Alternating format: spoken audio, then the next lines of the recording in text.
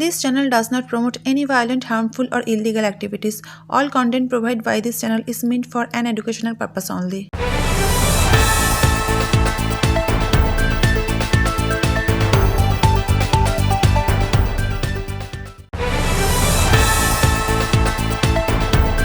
কলকাতার হাইকোর্টের নির্দেশে করা পুলিশি পাহারা যোগেশচন্দ্র কলেজের ভিতরে চলছে আইন বিভাগের পুজো। সেই পুজো দেখতে গিয়ে পড়ুয়াদের বিক্ষোভের মুখে পড়লেন শিক্ষামন্ত্রী পার্থ বসু ও স্থানীয় সাংসদ মালা রায়। তাদের দেখে পাল্টে বিচার চাই স্লোগান দিতে শুরু করেন আইনের ছাত্রছাত্রীরা।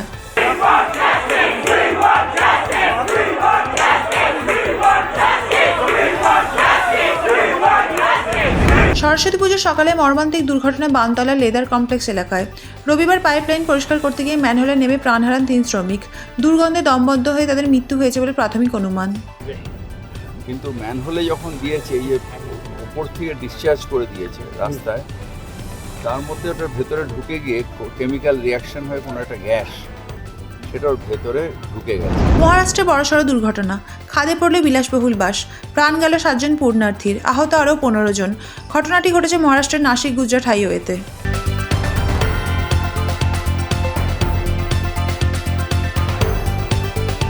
কলকাতার ঐতিহ্যবাহী যানবাজার নিউ মার্কেট অঞ্চলে সরস্বতী মায়ের পুজোর শুভ সূচনা করলেন পশ্চিমবঙ্গের বিরোধী দলনেতা শুভেন্দু অধিকারী।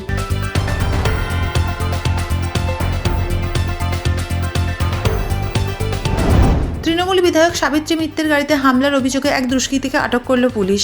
তদন্তকারীদের সূত্রের খবর বাকিদের খোঁজ চলছে প্রতিবেশী রাজ্য বিহার, ঝাড়খণ্ডেও।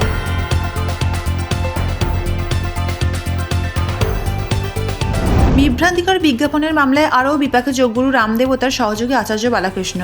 দুজনের বিরুদ্ধেই জামিন অযোগ্য ধারায় গ্রেপ্তারি পরোয়ানা জারির নির্দেশ দিল কেরলের এক আদালত।